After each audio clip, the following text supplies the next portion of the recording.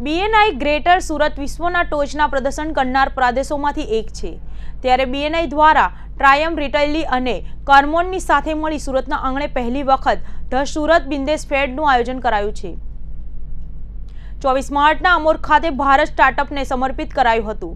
ત્યારબાદ Sarsana convention centre ખાતે platinum hall ખાતે 2 દિવસીય એક્ઝિબિશન અને વિવિધ વિષયો પર વિશેષ વક્તૃતાઓનું સેશનનું આયોજન કરાયું છે। સુરતના સરસાણા ખાતે બીએનઆઈ દ્વારા યોજાયેલ ધી સુરત બીઝ ફેસ્ટના 2 દિવસીય એક્ઝિબિશનમાં બીએનઆઈ ગ્રેટર સુરતના એક્ઝિબિશન ડિરેક્ટર ગૌરવ સિંઘવીએ જણાવ્યું હતું કે સરસાણા ખાતે થયેલ 2 દિવસીય આ આયોજનમાં 10,000થી વધુ વ્યવસાય માલિકો, 500થી વધુ બિઝનેસ એન્ટિટી, 45થી વધુ સ્પીકર, 130થી વધુ અગ્રણી પ્રદર્શકો, 200થી વધુ સ્ટાર્ટઅપ ફાઉન્ડર અને 40થી વધુ બીએનઆઈ ઇન્ડિયા રિજનના સહભાગીઓએ ભાગ લીધો હતો। 2 દિવસીય બીઝ ફેસ્ટમાં જાણીતા મુખ્ય વક્તાઓ અને ઇન્ડસ્ટ્રી લીડના દ્વારા ઓફર કરાતા માસ્ટર ક્લાસ આયોજિત કરાયા હતા।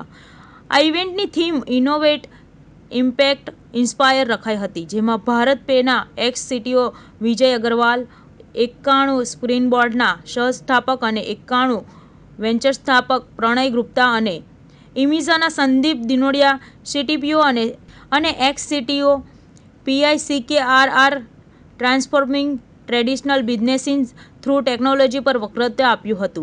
તો beyond cryptocurrency the real world application of web3 blockchain technology પર યુનિવર્સલ લીગલના સ્થાપક અને એન્જલ ઇન્વેસ્ટ અપૂર્વ અગ્રવાલ તેમજ અનંતમ ઇકોસિસ્ટમના સ્થાપક ચિંતન ઓઝાએ વક્તવ્ય આપ્યું હતું।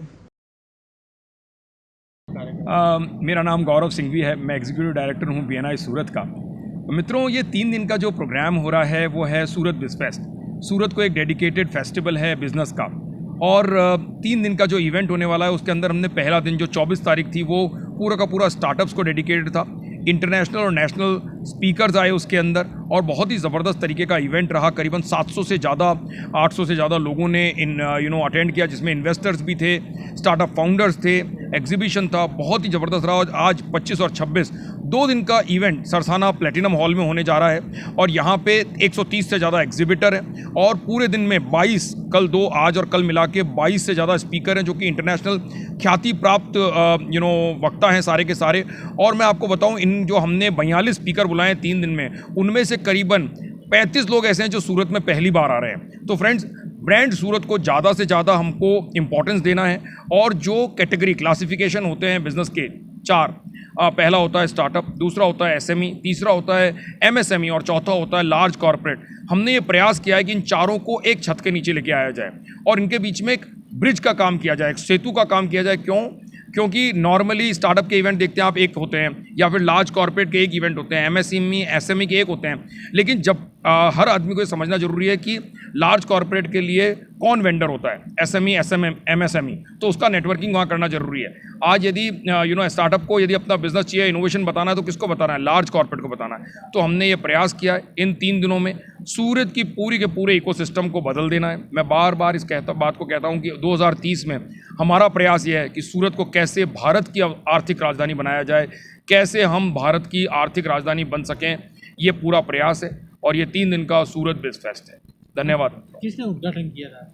आज का उद्घाटन हर्ष भाई संघवी ने किया था, और बहुत ही ज़बरदस्त हमारे माननीय गृह मंत्री हैं, और उनके आने से और मेरे को लगता है कि सूरत में उनका जो प्रताप है, उनका जो चाहत है, वो बहुत ही ज़बरदस्त है। तो उनका आशीर्वाद, उनका प्रेजेंस यहाँ रही थी। मारू नाम जेनिश शाह है, અને મારી કંપનીનું નામ વાની મોટો પ્રાઇવેટ લિમિટેડ છે। આજે અમે લોકો અહીંયા એક ઝુમરૂ કરીને મારી એક બ્રાન્ડ નેમ છે, 3 વ્હીલર કેટેગરીની અંદર પેસેન્જર અને કાર્ગોની અંદર એ અમે લોકો લોન્ચ કરી રહ્યા છે।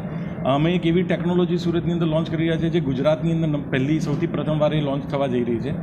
ઇલેક્ટ્રિક વ્હીકલ જો કોઈકને પણ પરચેસ કરવું હોય તો એની અંદર સૌથી વધારે જે કોસ્ટ છે ને એ બેટરીની છે। 40 થી 45% કોસ્ટ છે ને એ બેટરીની છે।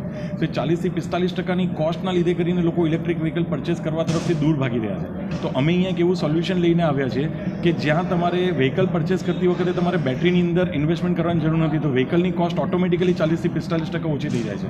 બીજો પોઈન્ટ એ છે કે ભાઈ તમારે ચાર્જિંગ માટે કરીને જે 4 થી 8 કલાકનો ટાઈમ લાગે છે, જે હવે તમને પ્રેક્ટિકલી લાગશે નહીં, કેમ કે અમે સુરત ગુજરાતનું સૌથી પ્રથમ કમ્પ્લીટલી ઇન્ડિજિનિયસલી મેડ અને સ્માર્ટ બેટરી સ્વેપિંગ સ્ટેશન અમે લોકો આજે લોન્ચ કરી રહ્યા છીએ કે જેની અંદર તમારી ખાલી થયેલી બેટરી તમારે આવીને સ્ટેશનની અંદર નાખવાની છે, પેમેન્ટ કરવાનું છે અને ચાર્જ થયેલી બેટરી તમારા વ્હીકલમાંની અંદર નાખીને 2 જ મિનિટની અંદર તમારું કામ પૂરું કરીને તમે ચાલતા થઈ જઈ શકો છો.